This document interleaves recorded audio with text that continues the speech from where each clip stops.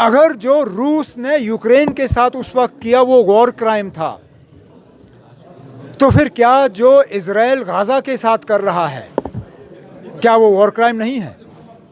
कि लोगों को अपने हकूक़ से महरूम रखना, बिलखसूस खाना पीना और तेल, ये एक वॉर क्राइम है। अगर वो गलत था तो ये कैसे गलत नहीं है? और अगर ये गलत था तो फिर जो रूस ने उस वक्त यूक्रेन के साथ किया वो गलत हो नहीं सकता। नहीं आता,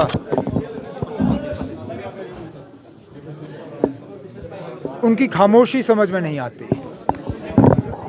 हम तो पहले दिन से जो गाज़ा में हो रहा है उसकी मुखालफत करते आए हैं। बेगुनाहों को इस तरह मारना समझ में नहीं आता। रोज़ अगर आप देखें, चाहे टीवी चाहे मीडिया, गाज़ा की बमबारी में बेगुनाह लोग मारे जा रहे हैं, बच्चे,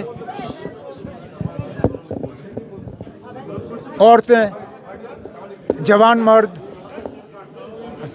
जिनका इज़राइल के ऊपर हमले से कोई लेना देना नहीं, लेकिन उनको बेरहमी से निशाना बनाया जा रहा है। और तो और इज़राइल को इस मामले में खुली छूट दी जा रही है। और दुनिया ने ये शायद साबित किया है कि इज़राइल के लिए एक कानून है और रूस के लिए दूसरा। जब रूस ने यूक्रेन का गैस बंद किया,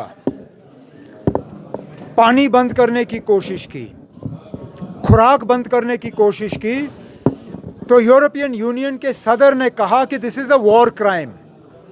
ये रिकॉर्ड है, ये मैं कोई हवा में बात नहीं कर रहा हूँ।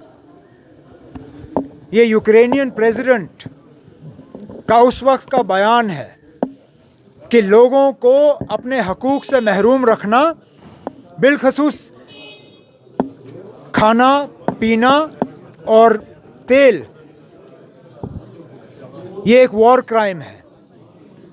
अगर जो रूस ने यूक्रेन के साथ उस वक्त किया वो वॉर क्राइम था, तो फिर क्या जो इज़राइल गाज़ा के साथ कर रहा है, क्या वो वॉर क्राइम नहीं है? सीधी सी बात है। अगर वो गलत था तो ये कैसे गलत नहीं है? और अगर ये गलत था तो फिर जो रूस ने उस वक्त यूक्रेन के साथ किया वो गलत हो नहीं सकता। दोनों चीज़ें सही नहीं हो सकती। अब दुनिया को ये तय करना होगा कि क्या वो सही था या ये सही है, बस।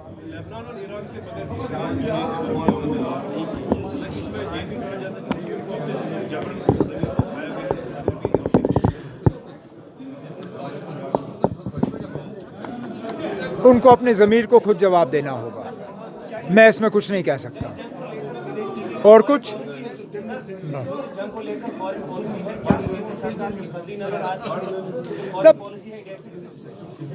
केंद्र सरकार ने इसमें कोई बात छुपाई तो है ही नहीं।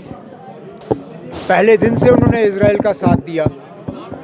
उसके बाद फिर शायद वहाँ पे ये देख के कि बेगुनाह लोग मारे जा रहे हैं, उन्होंने गाज़ा में एड रिलीफ भेजने की बात की, लेकिन वो भी समुंदर में कतरा के बराबर है।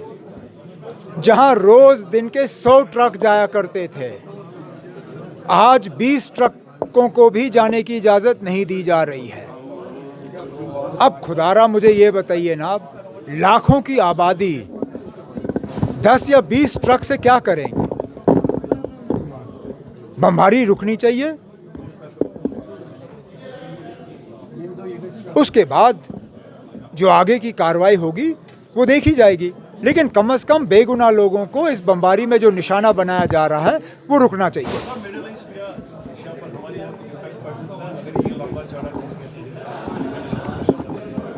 मुमकिन बात है, अगर ये बढ़ गया तो इसमें हम ज़रूर फंस जाएंगे।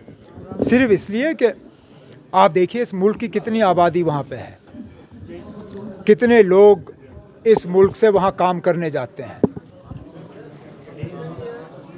दुनिया में कोई और ऐसा मुल्क नहीं है जिसकी इतनी बड़ी आबादी वहाँ पे काम करने के लिए बसे हों।